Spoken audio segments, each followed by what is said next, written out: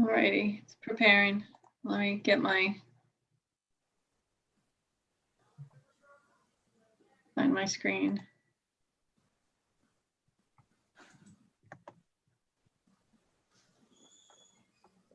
Okay. Okay. Are we ready? Mm-hmm. Yep. All right. The time is, I don't know. 6:02. It's 6:02. I'm like, my clock disappeared when you share screen. Time is 6:02, and I call the October 13th Board of Selectmen's meeting to order. Please stand for the Pledge of Allegiance. I pledge allegiance to the flag The flag of the United of the States of United States of America, America, and to which it stands, One nation one nation, under God, Indivisible, with liberty with liberty and justice for all. all. Alright, I got a tickle in my throat. Okay. First item on the agenda is the approval of the minutes from the I last read meeting. them, and I found no mistakes in it. I make a motion they be accepted as written. I second the motion. So the motion's been made by Ron and seconded by Skip to accept the minutes from the last meeting. All in favor, say aye. I Aye. Aye. Opposed, hearing none, they're approved. All right, next is citizens' comments. I checked and we have no citizens' comments in regards to tonight's meeting. So next on the agenda is correspondence and announcements. And I'm just checking through the stuff that I picked up today.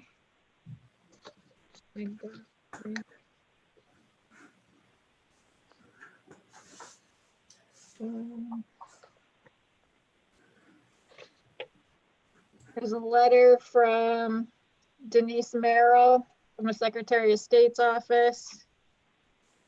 As Connecticut's chief elected official, I've joined with the National Association of Secretaries of State to launch #TrustedInfo2020.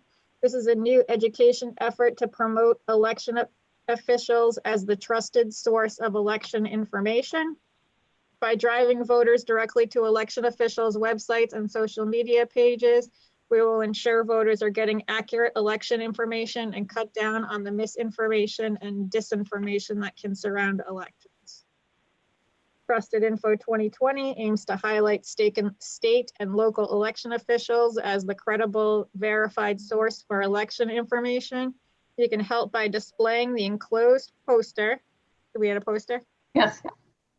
In a location that is visible to the community members that you serve. And that's from Denise Merrill.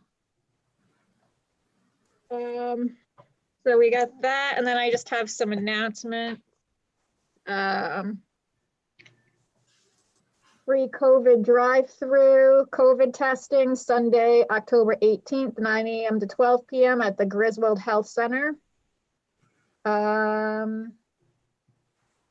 And Thursday, October 15th, 1 to 4, the same free COVID drive-through testing at the Preston Senior Center. And I will have all this information on the town website and I'll put it on Facebook. And we had can't remember what day of the week it was now, everything's like going into one. When we had the food pantry come, that was Thursday? Thursday. Yeah, Thursday we had the food pantry come. They passed out 56 bags of food and which helped 165 individuals in our community. Voluntown, Preston, Griswold, and other neighboring towns. So that was good. They're going to be coming back. They'll let me know when their date to come back is, and we'll post that as well. And I think that's all I got. So next, do you guys have anything? No. No. Okay. Next, we have board and committee reports, the audited financial statement fiscal year 20. Do you have anything on that, Julie? Do I, she finished the audit, everything went well. There wasn't really anything. The most difficult part is accounting for the COVID. So we had to make a few little changes back and forth there just to try to follow what the state is. The hardest part is the state hasn't really come out with full guidelines. But we have deadlines on when we have to get our audit reports done. So, you know, we've done the best we could on it. There could be some changes, but overall, everything went well. Okay. Everything was done virtually. But other than that, yeah, they're all set. Good.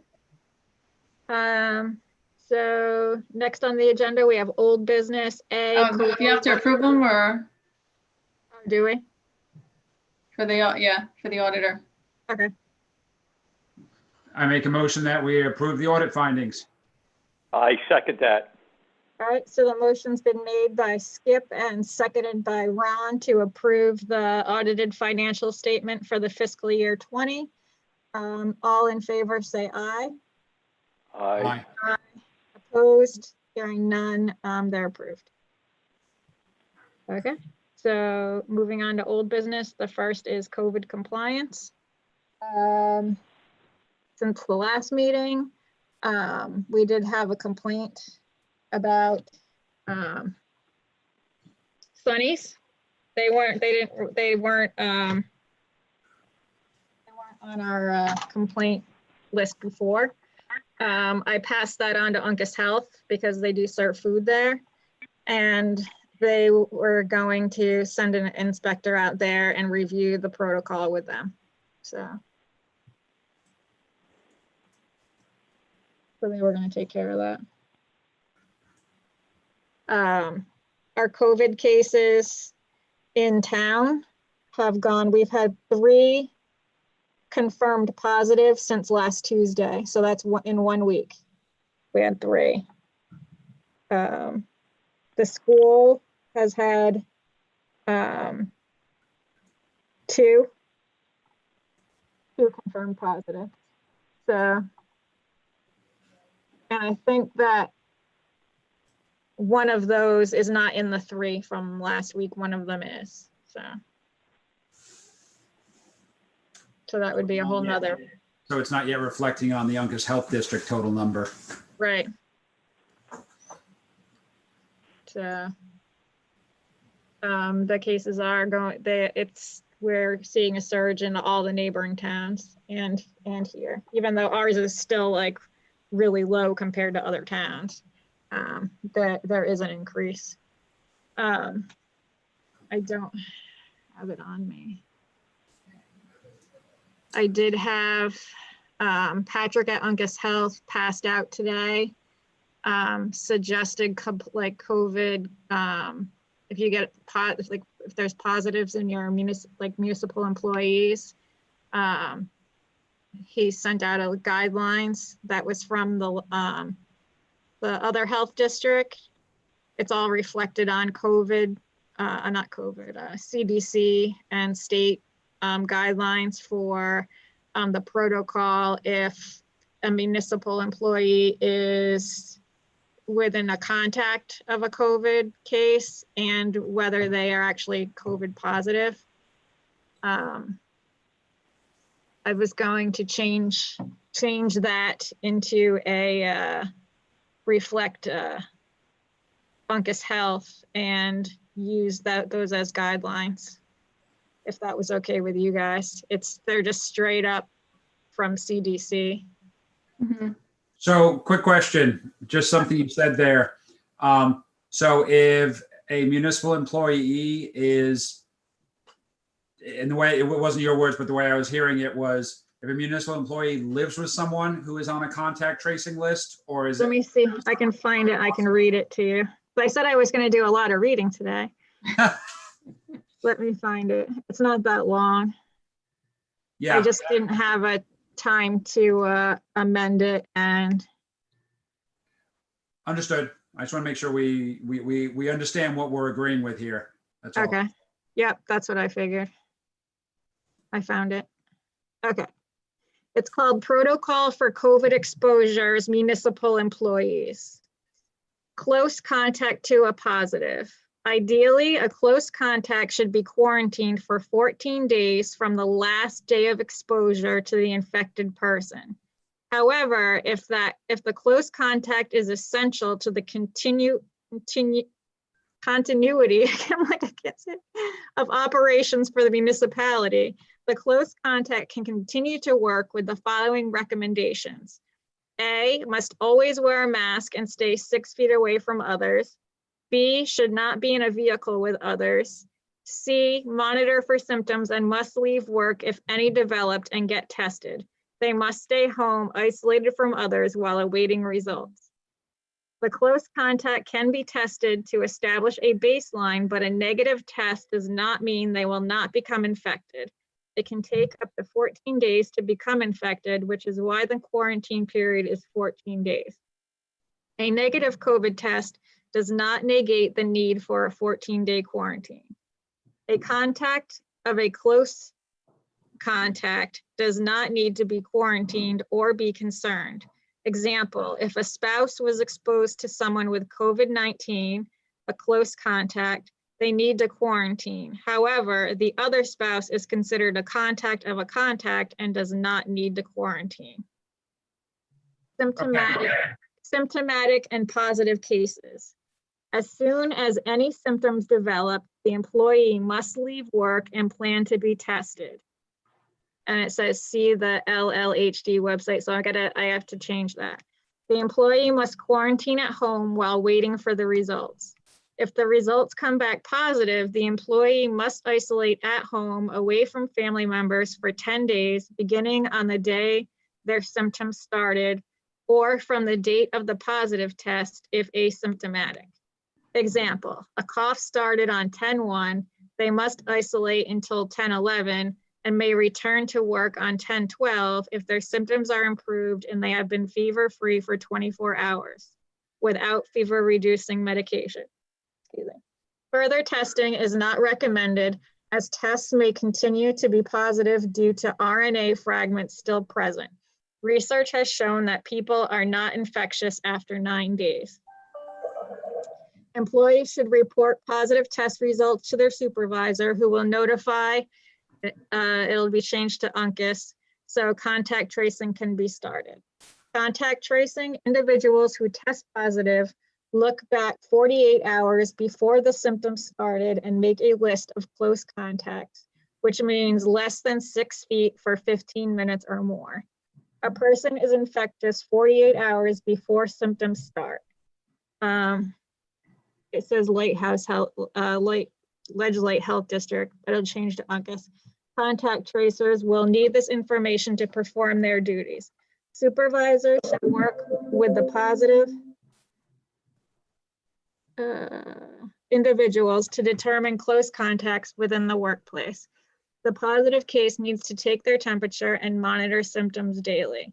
The household of the positive case must quarantine for 14 days, starting from the daytime that the person isolated self from others. They should monitor their temperatures and any symptoms daily. So that's it.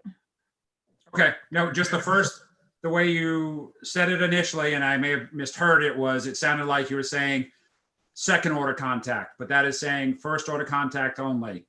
Yeah. So if my wife works with someone who's exposed, I don't have to quarantine because I'm a second order contact. Got it. Okay, so if it's okay with you guys, we would like to approve that for town hall and stuff. I make a motion that we accept it as written with the modification to specify UNCUS Health Districts as stated by Tracy. I second that. Okay, so motion's been made and seconded to approve the protocol for COVID exposures, municipal employees. All in favor say aye. Aye. Aye. Opposed, hearing none, it's approved. Okay. So anything else with COVID compliance? Do we want to revisit anything on that we've talked about before?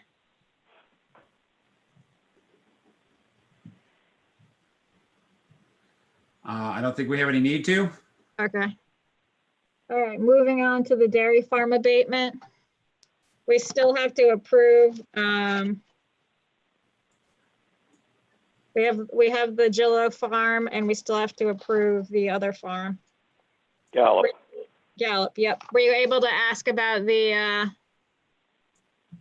sawmill, like I said, Yeah. like I talked to him today, and he said that the sawmill, they pay taxes on it. It's only valued at $3,000, so the taxes on it aren't anything great, but it does. They use all the sawdust for bedding, and any boards that need to be cut for upkeep on the farm Okay. or fences are all done there. Okay. So do we want to, we still have to approve that one too. So do we want to discuss the Gallup farm first and approve that application and then move on to the Jillo farm? However you want to do it. Okay, we can do that. Did anyone have any other questions about the Gallup farm from before? No. I don't. And do we feel that the sawmill is adequate for the use of the dairy farm from that description? I'm fine with it. Okay, so we just need a motion to approve that abatement. I make a motion that we accept the Gallup farm abatement form. Okay, I second the motion. all right, so Ron made the motion and Skip seconded it to approve the application for the abatement for Gallup Farms. All in favor say aye. Aye. Aye, opposed, hearing none, that abatement is approved. So the next one is for the Sunnyside Farm, or the Jillo Farm on Campbell Mill Road. This is a renewal from last year for 111 acres, and 96 acres are in the dairy farm operations. The outbuildings they're requesting are the dairy barn, the hoop house, which houses calves and dairy goats, a garage that's used for the farm equipment, a small house for the dairy goats, a heifer barn, and a barn in the back that has grain and hay storage.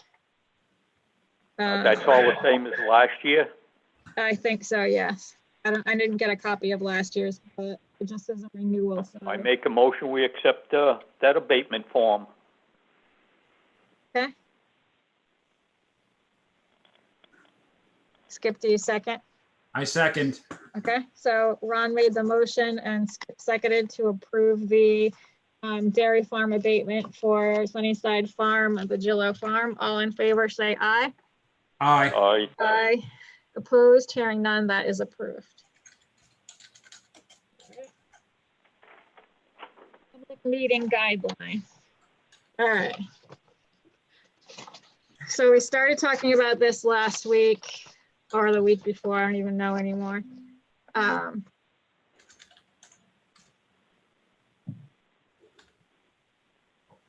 Sorry. So we will, I'm gonna read, put together a guidelines for meetings. And I sent that to the attorney as well, just to make sure we were following things properly. To start, we had an incident at the inland wetlands meeting last week where people weren't wearing their mask properly and weren't wearing masks. And it caused someone to leave because they weren't, the COVID protocol wasn't followed properly. It's seriously jeopardizing a meeting when that happens. So we need to make it clear that boards and commissions understand if they're going to hold a meeting in public that everything has to be followed to a T, or else they're not going to be able to have meetings in public. So the guidelines for public meetings that I put together puts the responsibility on the chair of the meeting to make sure that the meetings are going properly. So I'm going to read them because I didn't have a chance to retype them from the suggestions of our attorney and get them out to you on time, because I think I mentioned this last time we had a holiday on a Monday and had a meeting after. It's not much time to be prepared. So first is the Zoom meeting YouTube live stream, and it's posted on the website currently. This is what we had been going by for the meetings starting when the COVID started. It's the Zoom meeting YouTube live stream information. I would like to change that to policy to make this a policy for meetings, for boards and commission meetings. And I'm going to read this. It's what we currently have, and there were some like little changes from the attorney. Governor Lamont's, number 1, Governor Lamont's Executive Order 7B, signed on 3/14/2020, authorized towns to suspend person-to-person public meetings, giving us the option to use Zoom for meetings. Number 2, all boards, commissions, committee meetings must be open to the public. Residents on the agenda receive a Zoom meeting invite. That was A. B, residents not on the agenda will be able to view meetings from the town YouTube channel. C, public comments will be received via email up to at least 1 hour before the scheduled meeting time and will be read during public comments on the agenda. 3, all meeting agendas must have instructions for the public at the top informing them, A, that the meeting will be viewable on YouTube via live stream and will include the YouTube channel name and link. B, the public will be in view mode only, but they could submit public comments via email provided on the agenda. If they would like to submit a public comment, it must be emailed at least 1 hour before the scheduled meeting time, and it will be read upon during public comments on the agenda. C, that a recording of the meeting will be available on the website and the YouTube channel 7 days after the meeting. 4, for meetings like P&Z, inland wetlands, or others where there are applications, plans, documents, and such, all material must be posted on the town website at least 24 hours prior to the meeting.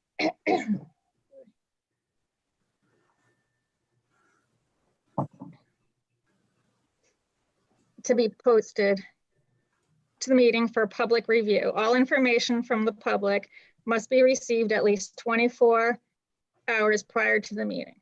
I think that's a recopy. 5, if the meeting involves a public hearing, real-time access either in person, by phone, or via Zoom must be provided for individuals wishing to speak in conjunction with the application. That was added by the attorney. For those participating via phone, clearly state your name and title before speaking. 7, board commission members will receive Zoom meeting login information via email as soon as the conference call is scheduled or the meeting. Those without an email access will be receiving the information via text or phone from the board commission secretary. So that's currently what we have. There's a link there of like what to tell them what to post on the agenda. All right. So now, to make things even clearer about the expectations for the meeting, and this is the proposal for the guidelines for public meetings. Number 1, Zoom meetings with YouTube live streaming is the approved way of holding board and commission meetings. See the Zoom meeting YouTube live streaming policy. Boards and commission chairs are responsible for appointing someone to monitor their Zoom meeting and to make sure the meeting is live streamed. 3, at the beginning of each meeting, it is the chair's responsibility to remind everyone that the meeting is public and to refrain from any conversation that includes an individual's health, job performance, personal information, or any other inappropriate subjects. That was added by the attorney. If the chair of a board or commission determines that it is not possible to have a fully remote meeting, then the following must be followed. A, in-person or hybrid meetings must still be held via Zoom and live stream. B, the chair is responsible for making sure that there is someone at the meetings to set up and monitor the Zoom and live streaming. C,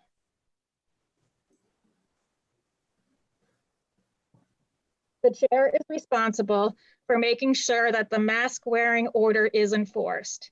This includes the proper wearing of masks. D, the chair is responsible for making sure the meeting room is set up properly following social distancing guidelines. E, if there are documents at an in-person meeting, maps, applications, etc., there must be a copy provided for every board and commission member, or the documents must be placed on a separate table where they can be viewed individually with social distancing. Documents must also be available online and or for pickup prior to the meeting, excuse me, for members not in person.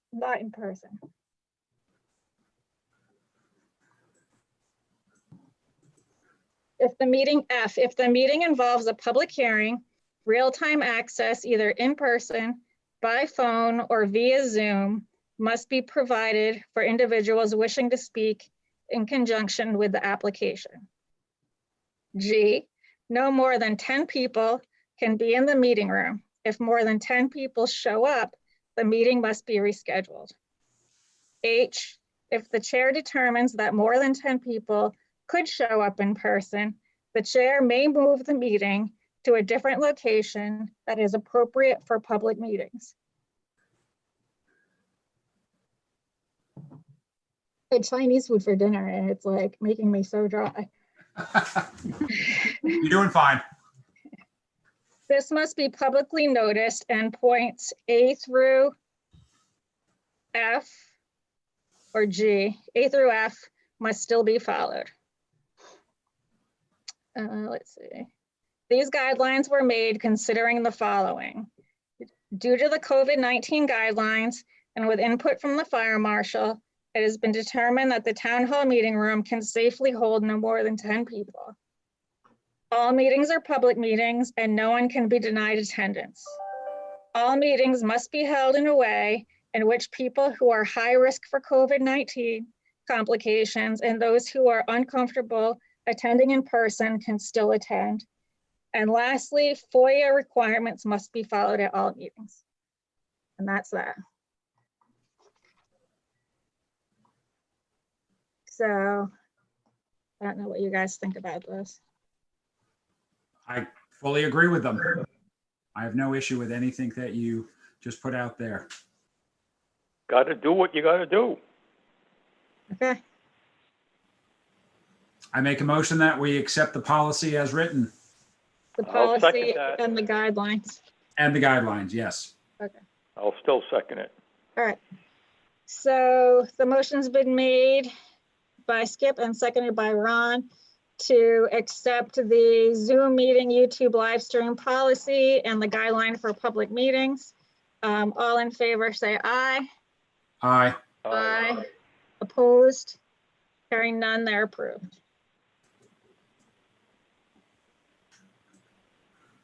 All right. Next, new business. We have the drought.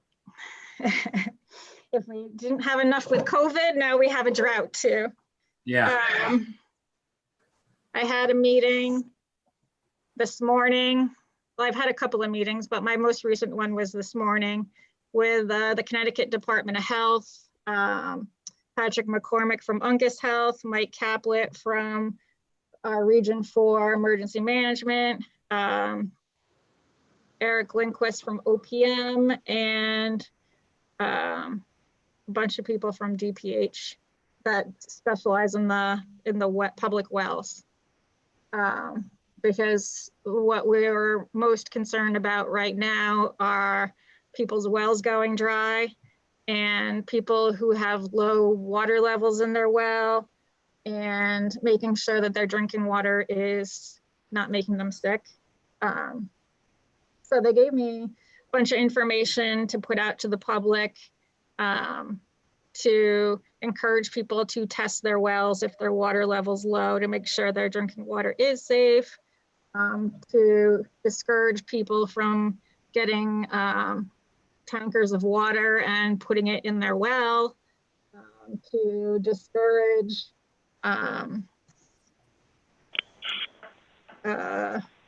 to encourage people to be informed about their private wells, and also to let us know if they're having problems and need help.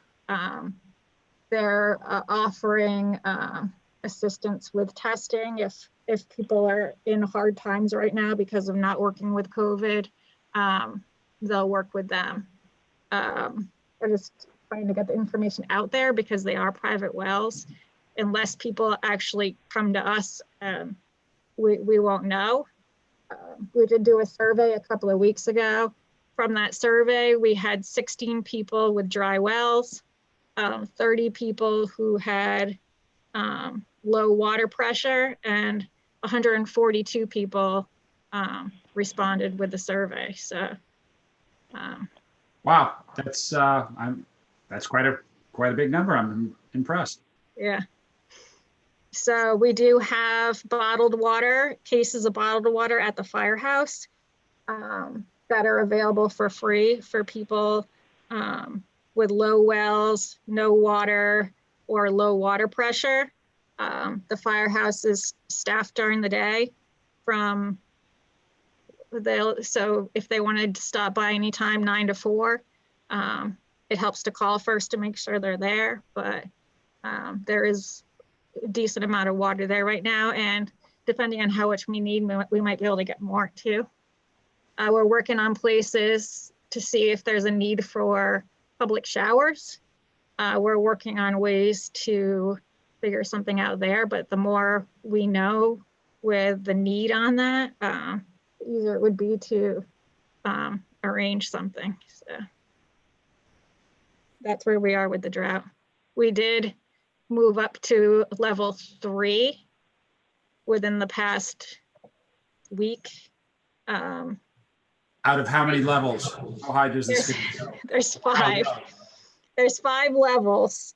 3, I think, from what I'm gathering, is probably the highest that the state's been in. And this is based on the state's own guidelines for it. I'm learning a lot about droughts the past couple of weeks. I do know I'm the first town that's approached the state about the severity of the drought, trying to encourage them to declare a state of emergency, because that makes it easier for us to get assistance if it's declared an emergency, to get reimbursed for that. And they're taking it seriously. So I don't know if you have any questions about it. I'm good. No, I'm good. But it's concerning because it's not just the wells. The wells are just a piece of it. The ponds, especially the ponds that we don't have, since we don't have fire hydrants in town, the fire trucks, if there's a huge forest fire, will use the ponds for what to fill up with, and they're really low right now too. So it's especially from the one I see down at Bailey Pond, where they have the access to fill up the trucks, is just mud right now. So Bailey Pond itself is the headwater for the Wood-Pawcatuck River, and the water's not even flowing out of it. So it's, and then with the dryness of the forest right now too, it's kind of frightening. So. anyway, I'm in constant communication with them on that as well. Next on the agenda is the school readiness liaison appointment. And we received a letter from the school, from the superintendent's office, requesting that we appoint Amy Cefaletto as the 2020-2021 Voluntown School Readiness Program Liaison to the state of Connecticut. I make a motion that we appoint Amy Cefaletto to the School Readiness Liaison. I second that. Okay, so the motion's been made and seconded to appoint Amy Cefaletto as the 2020-2021 School Readiness Program Liaison. All in favor, say aye. Aye. Aye. Aye. Opposed, hearing none, she's appointed. And next, pretty impressed that I've been able to find everything today. We have a driveway permit. And this is for Chris and Amelia Soderquist on 103 North Shore Road. I looked at it. The way they are going to do it is fine. I still would like to talk to them about a couple of trees. They're never there, and I've been up there quite a few times. But, I mean, as far as the driveway, it can go the way it is. Okay. So would we like to approve the application? I'll make a motion that we approve the application. I'll second. All right, so the motion's been made by Ron and seconded by Skip to approve the application for 103 North Shore Road. All in favor, say aye. Aye. Aye. Opposed, hearing none, it's approved. I'm just signing it now. Okay. All right, next on the agenda, we have Elderly Commission appointments. I have 2 requests. One is from, please consider adding me to serve as the Elderly Commission, on the Elderly Commission, and it's from Lorraine Magaria. And I have another one from, I've been on the Voluntown Elderly Commission a number of years, and I'm requesting to remain on the commission committee. Thank you, Vivian Rude.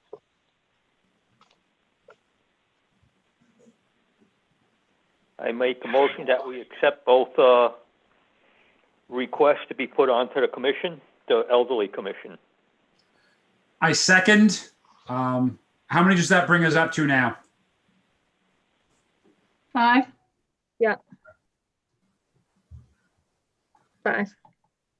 All right, so the motion's been made made by Ron and seconded by Skip to approve Lorraine Magaria and Vivian Reed to the Elderly Commission. All in favor, say aye.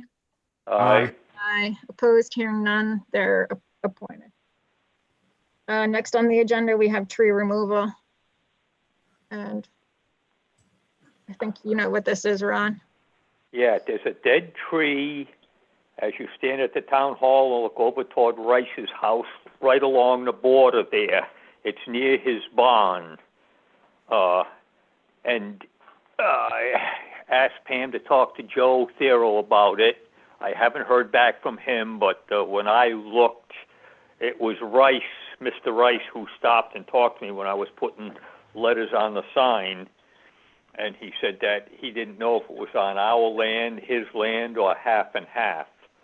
I am pretty sure that it's not on his land, but the tree with Joe, I want Joe to look at it and then let us know, and it should come down because now we have been warned by a neighbor, and if it falls on his barn, I think the law is that, after you warn somebody, then you're responsible. So I just got to have Joe look at it for sure, and then we can act on it. We'll have to get it down. But that's it. I want people to know, and you can look at it. And Okay. Ronnie went over and looked at it too. We can't just pull it over. There's too many arborvitaes in a way. Okay. But like I say, it's just something that we have to be aware of. Okay. All right? Yep. All right. Okay.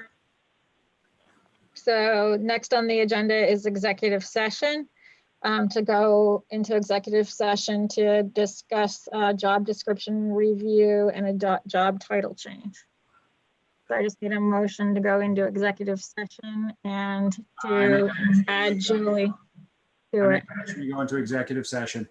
And to I'll add Julie. second that. And to add Julie. Okay. So the motion's been made and seconded to add Julie and go into executive session. All in favor, say aye. All right. Aye. All right, so we'll go into executive session.